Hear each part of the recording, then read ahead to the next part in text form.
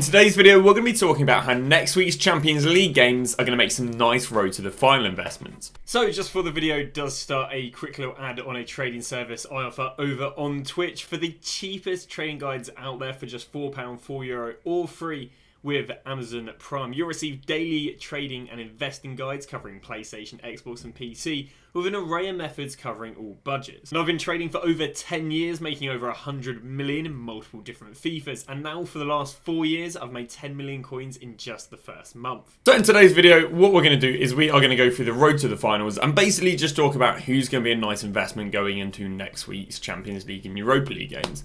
Now all of this is going to be pretty risk-free because we're going to be recommending buying the players now, and then you're going to go and sell them in the pre-hype. This isn't me basically giving glorified gambling advice saying this team's going to win and therefore they're going to skyrocket.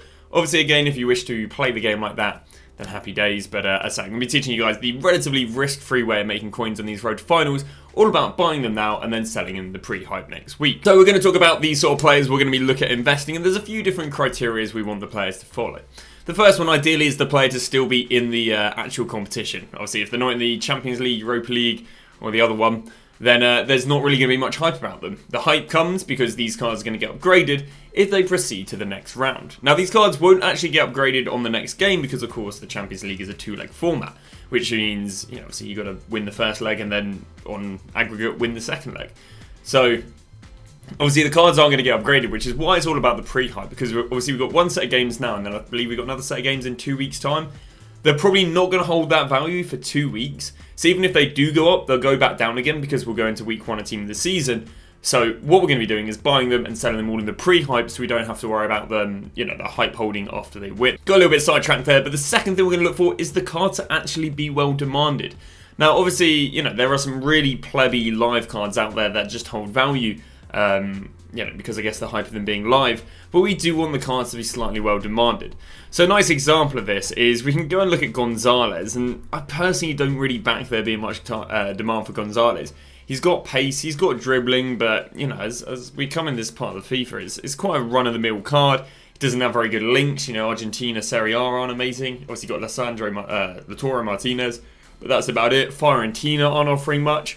So basically, he isn't going to be a very hyped card because of his links. And the final one is basically for the team to be quite well demanded. Well, the team quite likely to win, or even odds. So, for example, if we go look in the Europa League, we can go and see that West Ham are playing against Leverkusen. Well, what I can do right here is I can click on this, and I can go and click on the predictions. So the predictions, obviously, this doesn't mean everything. Believes that there is a very high percentage chance Leverkusen winning. As a result, Emerson would be not as good of an investment as a result of this, and Teller would be a better investment, because the more likely the team is to win and the more favourite, you know, the masses think the team's going to win, the more hype the player's going to have. So with all that said, let's go through a few of the investments. First set of players we are going to be looking at is going to be Sule and Jimenez, and that's because Atletico Madrid play against Dortmund. Now, both players have the negatives and both players have positives, which is why I think these are investments. I don't think they're the best, but I think these are some possible investments you can go for if you want to diversify your pickups. So Sule, I would say, is more favourable than Jimenez in terms of him being a more weekendly demanded player. I'd say his links are going to be way better. German, Bundesliga, Dortmund definitely would out-favour Atletico Madrid, Uruguay, La Liga. So Sule definitely has the more demanded card, and you can see that in his price. Although Atletico are, in theory, more likely to win, so the hype can work nicely there for Jimenez. What's quite nice that works for Jimenez is he's nice and cheap. What's nice about the cheap players, rather than, let's say, like Rafael Leao, who's 3.3 million, is how many people have 3.3 million going, do you know what, I want to gamble on that team winning. Whereas, how many people have 75k and happy to gamble on the team winning? Because not too many of the road to the finals are that cheap, we can see there being more demand for someone like Jimenez because there are a lack of cheap sort of gambles people can go and make. It's due to them being from those top-end clubs just aren't an investment because they're too expensive. Jesus, 1.3 million, Pedri, 800k, Kroos, 1.8 million, Gavardio, I believe, coming in at 700k. And that's basically it done for the Champions League, apart from Donnarumma. And I quite like Donnarumma. Now, the problem we have with Donnarumma is he's recently had an inform very close to this card. But what's nice for Donnarumma is we know this card is heavily used. We know he's a well-demanded card. You can see what Donnarumma is. Ever since Van der Sar went out of packs there, he rebounded from 112k all the way up there to 160. So these sort of road to final, well, goalkeeper promo cards drop when there's a promo goalkeeper. because they're getting replaced, and then rebound once that Premier goalkeeper's out of packs. And you can see a really good rebound there, which means we can see there's really good demand for Donnarumma. So that wraps up the Champions League cards, so Donnarumma, Sule and Jimenez. But some of the investments I think are a little bit better are the Europa League cards. Now again, Fatty's knocked out of the competition. He's 860k, he's 1.4 million, he's 3.4 million, which leaves us with Emerson and Teller. Now obviously Emerson plays against Teller, but both cards I'd say are quite well weakenly demanded. You know, Teller's, again, nicely weakenly demanded, and Emerson is. That's why they kind of hold these values. Now, the problem is Teller is substantially more favourable to win the game than Emerson. So I'd say in terms of meta, they're probably equal. But because of how favourite or how well Bayern Leverkusen have been doing recently, they're extremely favourite to win. Which basically means that Teller is probably the best investment you can go for. He's cheap, which means people can afford a mass buy him. He's very favourite to win, which means there's decent hype around him. And again, he is a meta card. Another thing that also works really well for Teller that doesn't work for any of the other players is recently he's actually been put into an Evo. Well, you may wonder what's the relevance of him being put into an Evo. The relevance is when someone's put into an Evo, it means there's less supply in the market now. Because of course you make your tradable card untradeable. And if there's less supply, so let's say there are 500 Tellers, and now there's 100, extreme example. Now if 50 people were to go and buy Teller, they're buying half the supply. Rather than when there were 500, they'd only be buying 1/10 of the supply. And what this does is this means that the player rises a lot faster because there's a lot less supply that for people to go and buy up. So that's something that works really well for Teller that doesn't actually work for any player. In all fairness, Teller is my favourite investment and is who I am currently trying to get as many as I can on my main account, with varying success, to put it politely.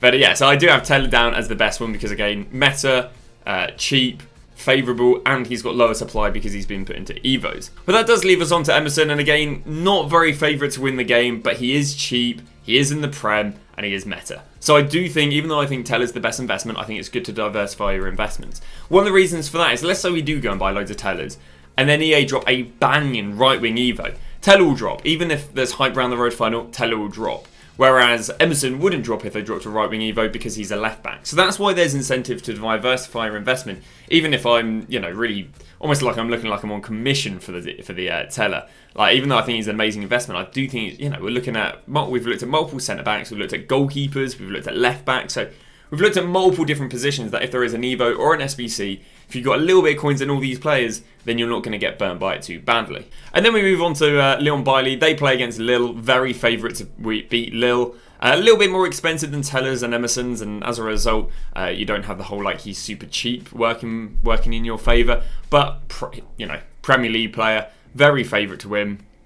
I can see him being very well demanded, and I would have arguably put him second to Teller in terms of my investments. But that is about that. Now, when are we going to go and buy these cards? Now, when are we going to go and sell these cards is actually quite interesting. Because what happens is when the first Rota final goes down because let's say something doesn't go in their favour. So, for example, let's say that on the Monday or Tuesday, Dortmund lose 4-0 to Atletico Madrid. Then what would happen is Sule would go from 200k to 90k because it's an extreme outcome. Then people are like, oh, I didn't realise cards could go from 200k to 90k. And they go and panic sell all the other cards because they go, that gamble, that's horribly risky. So what you do is you sell before any games have been played because people aren't aware of how much these cards get panic sold, because they do get panic sold to insane measurements if the teams are getting absolutely battered and therefore highly likely to get kicked out.